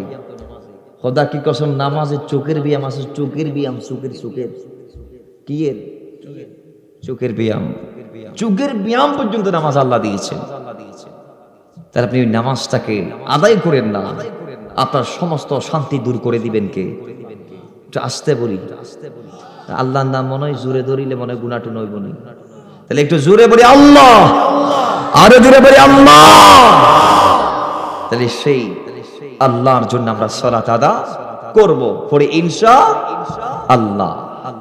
একজন যুবক কয়, এরা রাত ব্যায়াম করছে আব্বা, উঠছে বসছে দাঁড়াইছে, এই বাবা বাঁকা হয়েছে সোজা হয়েছে, আবার নিচে গেছে উপর উঠছে, এটা কি? এটা নামাজ পড়ছে। ঠিক আছে, সমস্যা নাই, আজকে পারো নাই তো কি হয়েছে, আর একবার না পারিলে দেখো শতবার। যাও আগামীকালকে রাতটাকে কাজে লাগাও, আরো পরিপাটি হবা, আরো উত্তম রূপে সজ্জিত হবা, সুন্দর করে পরিপাটি হয়ে দামি পোশাক পরে আগামী রাতে আবার যুবকের কামরায় যাবা। আমি মা তোমাকে বলে দিলাম, সেদিন রাতেও ওই মহিলা নিজেকে উত্তম রূপে সাজগোজ করে পরিপাটি করে আবার চলে গেলাম যুবকের কামরায়। হয় সেদিন যুবক ইবাদতের ধরন পাল্টিয়ে ফেলেছে। সেদিন যুবক সারা রাত কোরআনুল কারীম করে আল্লাহর কোরআনের বিভিন্ন সূরা তেলাওয়াত করতে করতে রাতটি কোরবান করে দিয়েছে। জোরে বলি সুবহানাল্লাহ। বাবারা আমার সকাল হলো, মেয়ে ঘর থেকে বের হলেন। আব্বা ডাক দিয়ে বলে, আমার কলিজার টুকরা সন্তান, বলো কি হয়েছে? মহিলা ডাক দিয়ে বলে, আব্বা পারি নাই। ওই যুবকটা সারা রাত বই পড়েছে, কি পড়েছে আমি জানি না। সে অনেক সুন্দর করে কি কতগুলা পড়েছে, সন্ধে সন্ধে ঘেরা, সেখানে রসাত্মক জিনিস আছে, সেখানে অন্তরকে বিগলিত করার মতো শব্দ আছে। অনেক সুন্দর সুন্দর শব্দের মাধ্যমে একটা বই সে তেলাওয়াত করেছে, পাঠ করেছে, আমি শুনেছি। তার পিতা ডাক দিয়ে বলে, কলিজার টুকরা সন্তান, সেই যুবকটা কোরআন তেলাওয়াত করেছি, গেল দ্বিতীয় রাত, এইভাবে তৃতীয়, চতুর্থ, পঞ্চম, ষষ্ঠ, সপ্তম যাইতে যাইতে যাইতে যাইতে 40টা রাত চলে গেল। 40টা রাত যাবার পরে 40 রাতের মাথায় এবার ওই মহিলা যুবকটার দিকে তেড়ে আসলেন। আসার পর ডাক দিয়ে বলে, যুবক রে, ও যুবক, 40 রাত পর্যন্ত আমি তোমার ঘরে আছি, আমি তোমার সঙ্গে রাত কাটাইলাম, একটা বারের জন্য তুমি আমার দিকে তাকাইলা না, একবারের জন্য আমার দিকে বুক কেফ করলি না, একটা বারের জন্য আমার সাথে কথা বললি না। 40 রাত আমি তোমার কামরায় আছি। 40টা রাত যেই দুনিয়াতে আমি কদম দিয়েছি, সেই দুনিয়া আমার জন্য পাগল হয়ে গিয়েছে। যেই যুবক জমিনে একবার আমাকে দেখেছে, আল্লাহ আমার চেহারায় এমন মায়া দিয়েছে, ওই যুবক জীবন বাজি রেখেছে আমাকে পাওয়ার জন্য। যুবক, আজকে 40 রাত আমি তোমার পেছনে দৌড়াই, কেন তুমি আমার দিকে তাকাও নাই জানতে চাই। ওই যুবক আবার কথা বলা শুরু করলেন, আমি মুসলমান, আমি কি, আমার ধর্ম আমাকে শিখিয়েছে আগাদুল বসর, চোখ নামাইতে হবে। আমার ধর্ম আমাকে শিখিয়েছে যে জমিনে যদি আমাকে চলতে হয় চোখ নিচে রেখে চলতে হবে। আল্লাহ কোরআনে বলে দিয়েছেন, ইয়াকুদ্দু মিন আবসারিহিম, হে মুমিন পুরুষরা, হে কুল্লিল মুমিনিন, আল্লাহ আমাদেরকে বলেছেন যে আমরা আমাদের চোখগুলাকে নিচে নামায় রাখতে হবে।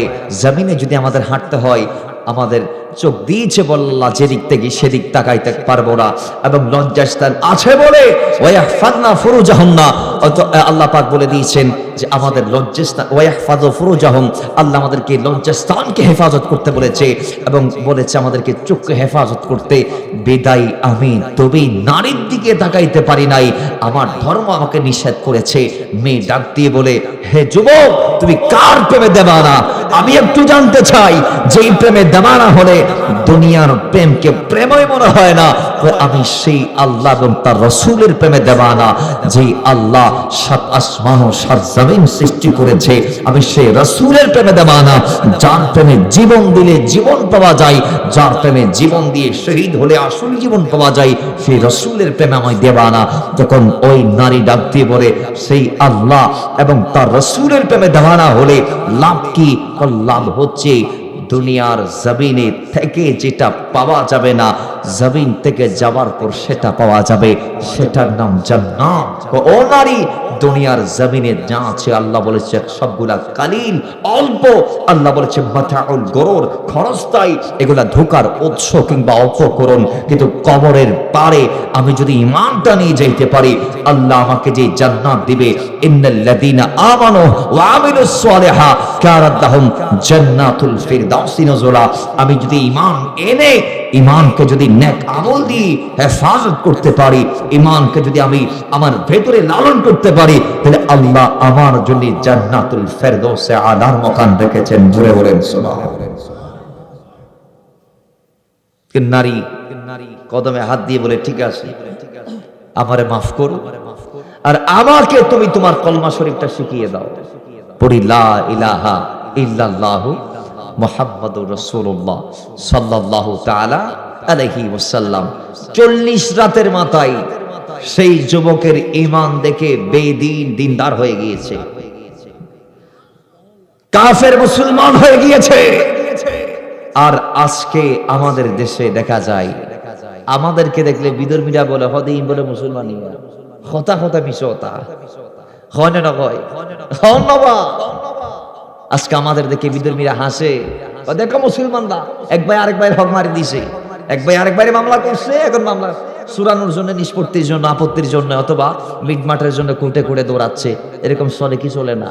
আম গাছের লাগি মারামারি, বড়ি গাছের লাগি মারামারি, জাম গাছের লাগি মারামারি, বিড়ে বাঘ গুজে বা মরণর পরে বড় মেয়ে অধ্যক্ষ পাই, ছোট মেয়ে অধ্যক্ষ পাই, মাঝখানে আম গাছ, মাঝখানে কি গাছ?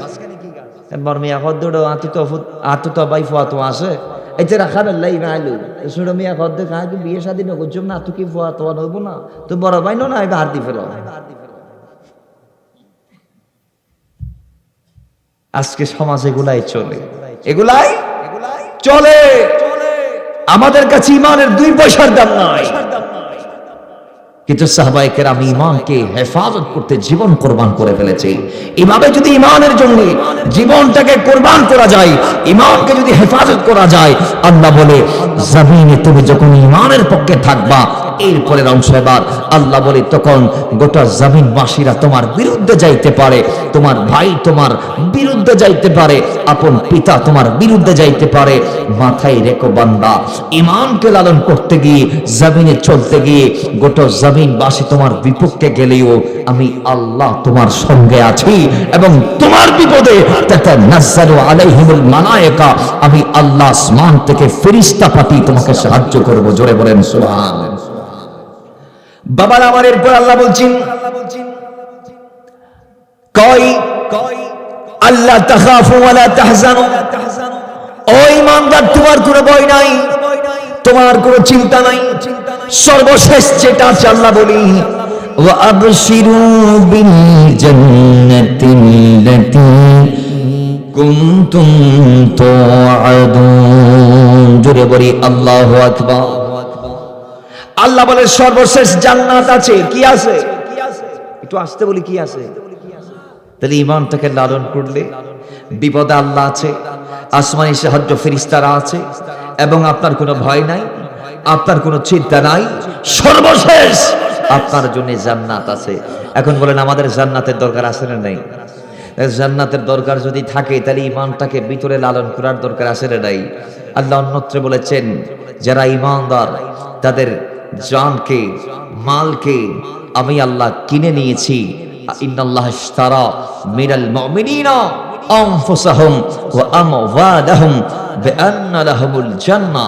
আল্লাহ বলেছে যারা ঈমানদার আছে তাদের জানকে, তাদের মালকে আমি আল্লাহ কিনে নিয়েছি, খরিদ করে ফেলেছি, বিনিময় আমি আল্লাহ তাদেরকে জান্নাত দিয়ে ফেলেছি।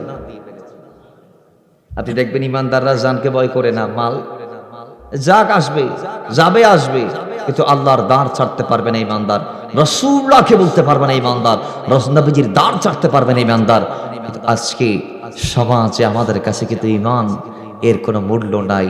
আমাদের কাছে জানের ভয়, আমাদের কাছে সম্পদের ভয়। ওমা দুটিয়া খরচ হইব, মাহফিল টিয়া দিলি, মসজিদ টিয়া দিলি, ফৈরের দান করলে আর দুটিয়া নষ্ট হইব আড়াইয়ের মনে করি।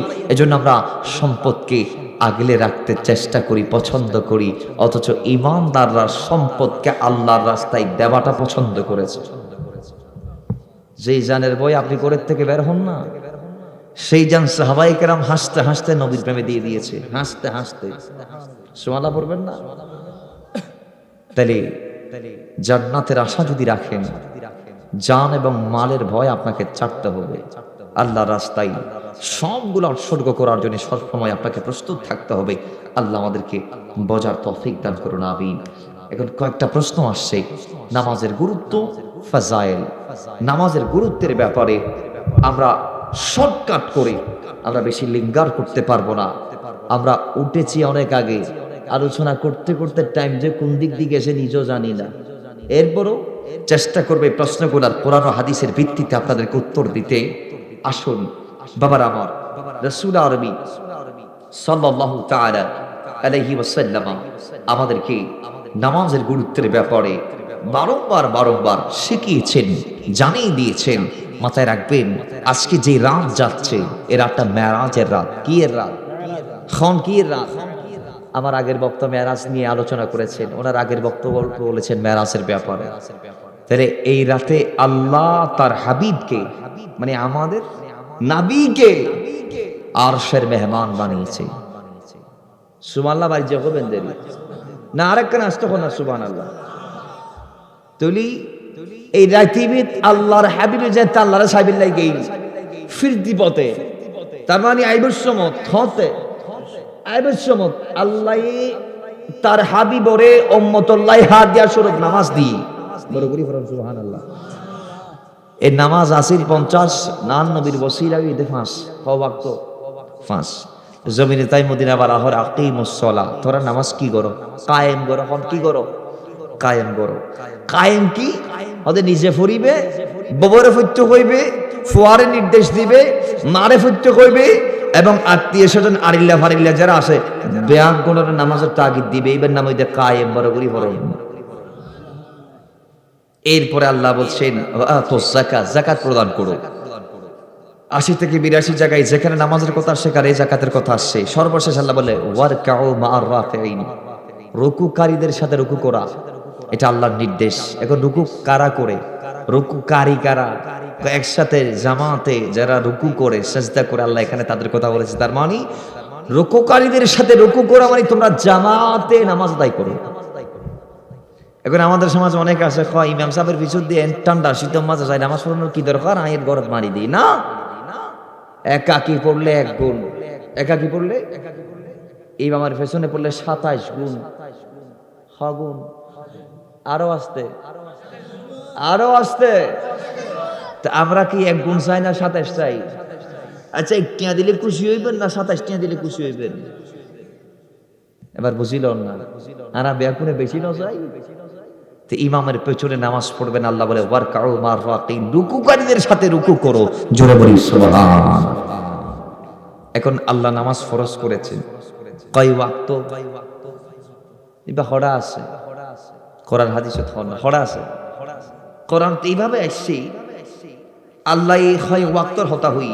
সূরা বাকারার 238 আয়াতে আল্লাহ বলে হাফিজু আলা সালাওয়াত।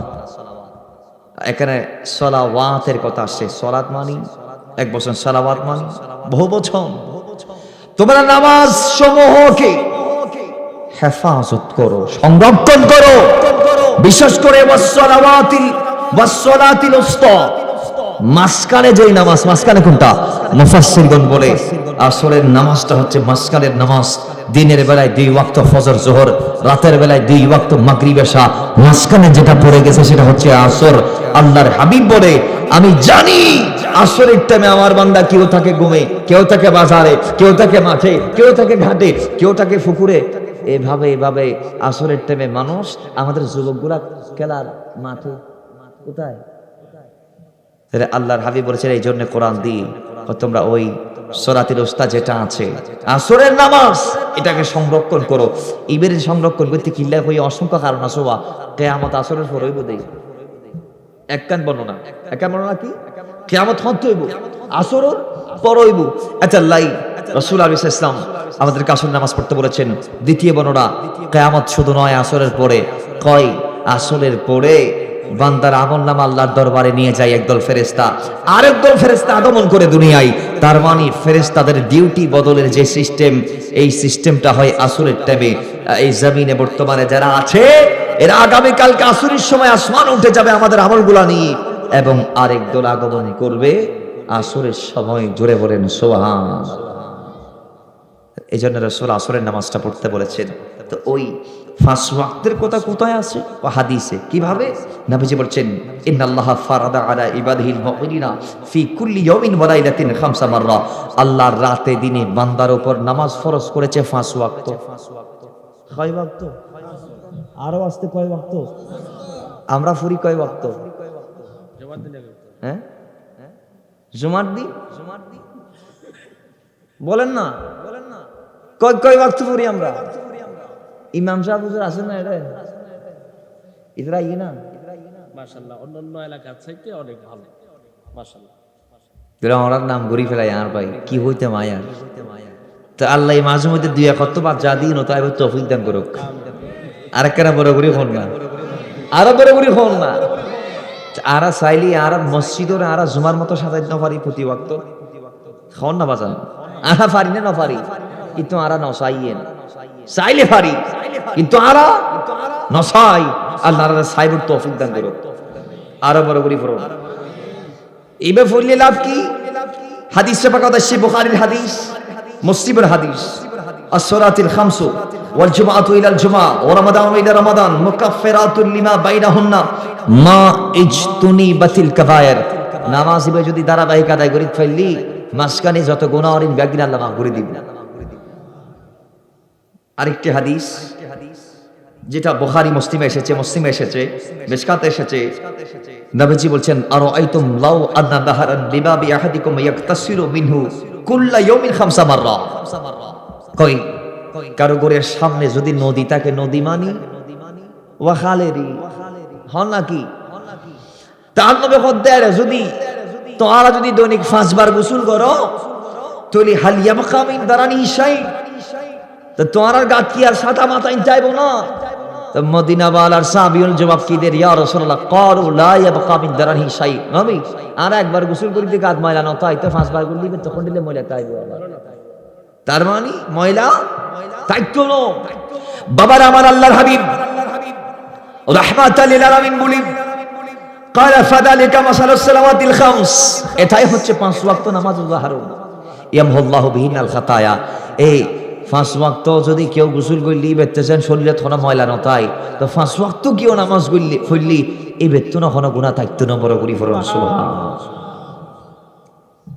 হয় একখান আর নামাজের ইম্পর্টেন্ট নসখা জিয়ানোর দি যায় আল্লাহ অতীতে বা ভবিষ্যতে, অতীতে তো নয় এই রাস্তারে খুলে ওই পাশে আসছি, অনেকবার আসছি, ওটার আগে পর অনেকবার আসছি, যদি বা ইও তাজি প্রথম, আগামীতে আল্লাহ আনিলে বিস্তারিত হইম, কিন্তু মা হস্তিন ওনার দিয়ে যাই উনন মদিনাওয়ালা হতে নামাজ পুরো কন্টিনিউ করান ফৈত্য তুই তাকবীরে তাহারিমা বাঁধি বেল্লাই বাঁধনার পর আর দুনিয়ান তুলিয়ে আল্লাহ আকবরে সারি দিলি তোমার গুনাহ মাফ হয়ে যাবে। কিভাবে? আর নবী ইরশাদ করেন, ইন্নাল আবদা ইযা কামা ইলাস সালাহ ওয়া ক্বালা আল্লাহু আকবার, যখন আল্লাহর কোন বান্দা জমিনে দাঁড়িয়ে আল্লাহু আকবার বলে হাত তুলে হাত ছেড়ে দেয়, খারাজা বিন দুনুবিহি কায়াউমি ওয়ালাদাতহু উম্মুহু, মার ফেরাতুন আসিল দিয়া যেন ঘনঘুরানো আসিল অঙ্গত তাকবীরে তাহারিমা আল্লাহ কবুল করলে বান্দা বেরে দিলে মাসুম বানাই দিতে বড় করি ফরমান সুবহানাল্লাহ। শুধু 2 রাকাত যদি কবুল করতে পারেন ফাজাইলটা শুনে নেন।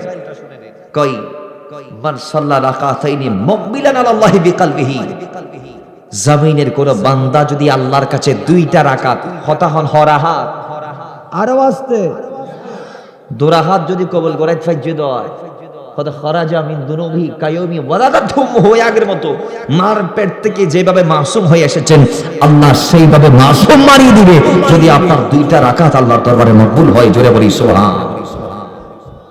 কেন পড়বেন নামাজ?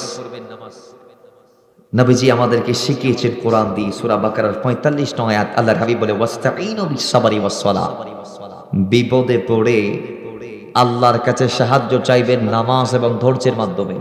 সুবহানাল্লাহ জুড়ে বলে নামাজ পড়ি পড়ি আল্লাহ তো কি চাইবেন? বিপদ মুক্তিল্লাই দোয়া করিবেন, কিন্তু আজি আরা বিপদত ফরিয়ে রেহাই হতাশ করি, কিন্তু নামাজ না পড়ি। ঠিক না? ঠিক বড় করি হন, আরো বড় করি হন, আর আহি হতাশ করি, কিন্তু নামাজ আল্লাহ হর আয় খোদা জানি ওয়া ইন্নাহা লাকাবীরা।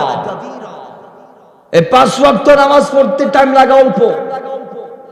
ফরজ যদি আপনি হিসাব করেন 5 ওয়াক্ত নামাজে 17 রাকাত ফরজ আছে, ফজরে 2 রাকাত, জোহরে 4 রাকাত, আসরে 4 রাকাত, মাগরিবে 3 রাকাত, এশায় 4, টোটাল 17 রাকাত ফরজ নামাজ।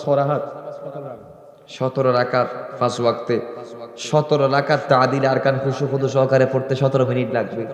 এই 17 মিনিট আমরা আল্লাহকে দিতে পারি? এজন্য আল্লাহ বলে ওয়া ইন্নাহা লাকাবীরা, আমি আল্লাহ জানি এটা অত্যন্ত কঠিন, বান্দা চাইলে অনেকে পারবে না, তবে হ্যাঁ ইল্লা আলাল খাশিঈন, যারা খাশিঈন তাদের জন্য এটা কঠিন নয়। যারা আমি আল্লাহকে ভয় করে, যারা মুত্তাকি, যারা পরহেজগার, যারা আল্লাহকে ভিতরে লালন করে, আল্লাহ রাসূলকে লালন করে, এটা তাদের জন্য কঠিন নয়, এটা সহজ। যার প্রমাণ আর ভাই জানে ফজরের সত মুরব্বিও লাইন নয়, ইতারার গার রক্ত ফানি গিয়ে কিন্তু শীতের নড়রাই কিয়া আল্লাহর ভয় আছে দেই সুবহানাল্লাহ। আল্লাহর আচ্ছা আল্লাহ ইল্লা আলাল খাশিন, ইমানদার মুত্তাকির আল্লাহ কোনো ব্যাপার নয়। ইতারা নিয়মিত ফরিদ পারে নামাজ বড় বড় পড়ুন সুবহানাল্লাহ। সূরা বাকারার আরেকটা আয়াত 153 নং আয়াত, আল্লাহ বলছেন ইয়া আইয়ুহাল্লাযীনা আমানুস্তাঈনু বিস-সাবরি ওয়াস-সালাহ ইন্নাল্লাহা মা'আস-সাবিরিন। ঈমানদারগণ বিপদে পড়ে আল্লাহর কাছে সাহায্য চাও নামাজ ও ধৈর্যের মাধ্যমে। তাহলে বিপদে ধৈর্য এবং নামাজের মাধ্যমে আল্লাহর কাছে চাওয়ার দরকার আছে না নাই? আল্লাহ আমাদেরকে চাওয়ার তৌফিক দান করুন। এই নামাজটাকে কেন কন্টিনিউ করবেন, সমাজে কেন এটার বিস্তার ঘটাবেন, পরিবারকে কেন নির্দেশ দিবেন? আল্লাহ সূরা তাহার 132 নং আয়াতে বলছেন ওয়া আমর আহলাকা বিস-সালাহ, ইয়া রাসূলুল্লাহ উম্মতদেরকে বলুন তারা যেন তাদের পরিবারকে নামাজের তাগিদ দেয়। কি তাগিদ? বড় করে মাত্র না কি তাগিদ? আর বাফলা আর নামাজ পড়তে না হয়, অথচ ফুয়া একদিন স্কুলে না যাইলে মাইক ধরে আসে না নাই। এই ফুয়া নামাজ হতে হচ্ছে বাফা না জানে, বাফা হতে হচ্ছে ফুয়া না জানে। যখন বাফা কইব জ্ঞানী তিনি জন ফোনে তাহলে পরিবর্তন ফুয়ারে গরিবর আগে নিজের তুলনার দরকার আছে না নাই? বড় করি হন বাফে যদি ছোড়া টানিয়ে না ফুয়ারে যদি খড়টা না খাইস তো ফুয়াই খবর আর বাফা আল্লাহ মস্কারি করতে পারলাই, আর বাফা সামনে টানে আর বা খাইতে হয় আয় আর বাপর ফুয়ারো না আর বা আকিস বিরে কালে গোল্ডেন খাইও, ঠিক না বে? ঠিক ঠিক হয়ে দিয়ে দেয় হত্তর ইমানদার দেখুন তারা কত অন্তত মা বিরোধ আমি মিশো কথা কই না, অন্তত হাজির হয়েছে তেমন মিশো কথা।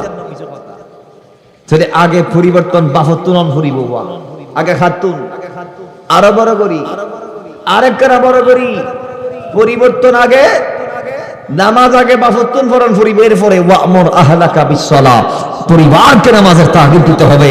আল্লাহ বলে ওয়াস্তাবির আলাইহা, ইয়া রাসূলুল্লাহ একদিন বলেছে পরিবারকে নামাজের কথা, আরেকদিন বলে নাই। শনিবার বলেছে, রবিবারে বলে নাই, সোমবারে বলেছে, মঙ্গলবার বলে নাই। হতে পারে আল্লাহ বলে ওয়াস্তাবির আলাইহা, এবারে কন্টিনিউ রাহন ফুরিব, এবারে কন্টিনিউ রাহন ফুরিব। এবং আল্লাহ বলছে লা নাসআলুকা রিজকান নাহনু নারযুকুকা, বান্দা তোমরা আমারে খাওয়াও না, আমি তোমাদেরকে খাওয়াই। রিজিক তোমরা আমারে দাও না, আমি তোমাদেরকে দেই। তো যিনি তোমাদের দুয়ার রিজিক পাঠাই দেই সেই আল্লাহ তো তোমাদের কাছে কিছু চাইতে পারে, ঠিক নেই? তা আল্লাহ কি চাই? আল্লাহ বলে আমি এটা চাই ওয়ামুর আহলাকা বিস-সালাহ, এটার পরিবর্তে তোমরা তোমাদের পরিবার পরিজনদেরকে নামাজের তাগিদ দিবা। জোরে বলেন সুবহানাল্লাহ। সর্বশেষ আল্লাহ বলে ওয়াল আকিবাতু লিত-তাকওয়া, মুত্তাকিদের জন্য শুভ সংবাদ আছে। মুত্তাকিদের জন্য কি আছে? শুভ সংবাদ আছে। আজকে আপনি নামাজ পড়েন না, দুঃখে আছেন, কষ্টে আছেন, যন্ত্রণায় আছেন, অথচ নবী সাল্লাল্লাহু আলাইহি ওয়াসাল্লামের জীবনের দিকে তাকালে দেখা যায় আমার নবীজি সাল্লাল্লাহু তাআলা আলাইহি ওয়াসাল্লাম কানা রাসূলুল্লাহ সাল্লাল্লাহু আলাইহি ওয়াসাল্লাম ইজা হাযাবাহু আমরুন ফাজিআ ইলা সালাহ। এটা মুসনাদ আহমদে, সুনান আবি দাউদে, এটা আর অসংখ্য হাদিসের কিতাবে এসেছে যে আমার নবী যখন বিষাদগ্রস্ত হতেন, আমার নবী যখন চিন্তাগ্রস্ত হতেন, আমার নবী যখন ডিপ্রেশনে ভুগতেন, আমার নবী যখন চিন্তাগ্রস্ত হতেন, সাথে সাথে মুসল্লা বিছিয়ে রাসূল নামাজে দাঁড়িয়ে যাইতেন। জোরে বলেন সুবহানাল্লাহ। আপনি সেই নামাজ পড়েন না যেই নামাজ আপনার চিন্তা দূর করে। বাবার আমার নামাজটাকে ছাড়বেন না, এটা পড়বেন আর পড়ার মতো করে। কি এর মতো? নামাজ এটা নামাজের মতো পড়তে হবে। নামাজে দাঁড়াই আমরা দুনিয়ার আওলা জাওলা সব চিন্তা মাথায় নিয়ে আসি। নামাজে দাঁড়াই বাড়ির চিন্তা করি, ব্যবসার চিন্তা করি, প্রতিষ্ঠানের চিন্তা করি, চাকরি বাকরির চিন্তা করি, দুশ্মনের চিন্তা করি, ঠিক না বেঠিক? এগুলো নামাজে করার জিনিস। বাইরে নামাজে দাঁড়াইবেন। আল্লাহর হাবিব বলছেন ইন্নাস সাজিদা ইয়াসজুদু ফি কাদামার রহমান, সিজদাকারী মাথায় যেখানে লাগাচ্ছে তোমরা মনে করো এটার উপর সিজদা দিচ্ছে, কয় না সিজদাকারী ইটের উপরে, টাইলসের উপরে, যাই নামাজের উপর সিজদা দেয় না সে সিজদা দেয় আল্লাহর কুদরতি কদম মোবারকের উপরে। জোরে বলি সুবহান। তাহলে কপালে নিচে আল্লাহর কুদরতি কদম আসে না নাই? এটা তারাই ফিল করতে পারবে যারা এইভাবে নামাজ পড়তে পেরেছে। মাথায় রাখবেন ইবাদত করতে দাঁড়াইলে আনতা আবুদাল্লাহ কান্নাকা তারা, নবীজি বলেছেন এমন ভাবে নামাজ পড়ো যেন তোমার সামনে আল্লাহ আছে, তুমি আল্লাহকে দেখে দেখে নামাজ পড়ছো। এখন শয়তান যদি কয় কিরি আব্দুল্লাহ তুই বলতেছো আল্লাহরে দেখছো, তা আল্লাহ হরে তুই যেন দেহের, তাহলে মাথা দাঁড়াইবেন যে আল্লাহ সাহেবের সুখী বানতে আসে না। জ্বর আমাদের সমাজে আমাদের সবার কাছে আসে, কেউর কাছে একদিন পর পর, কেউর কাছে বছর পর পর, কেউর কাছে জীবনে একবার হলে আসছে। যাতে জীবনের নয় যাতে মৃত্যুর আগে লাগবে এ জ্বর। এটাকে ফালা দিয়ে মাপা যায়? এই ডিজিটাল মিটার বাইরেছে নাকি ফালার পরিবর্তে, এটা দিয়ে জ্বর মাপতে পারবেন? আচ্ছা, আমার যদি তুলি দেন মিটারের উপরে, তা আমার ভিতরে 100 গ্রাম জ্বর আসে,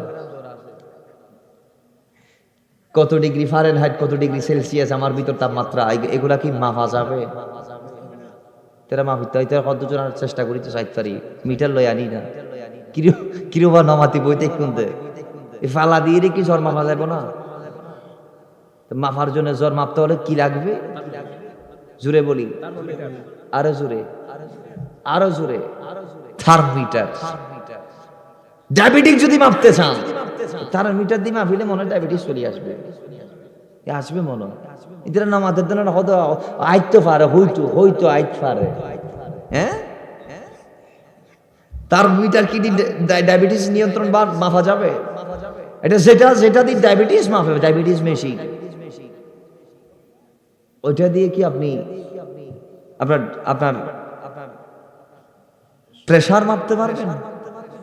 হ্যাঁ, তাহলে প্রেসার মাপার পরিমাপক যন্ত্র আলাদা, জ্বর মাপার পরিমাপক যন্ত্র, ডায়াবেটিস মাপার পরিমাপক যন্ত্র, আল্লাহকে দেখারও চোখ জমিনে আলাদা।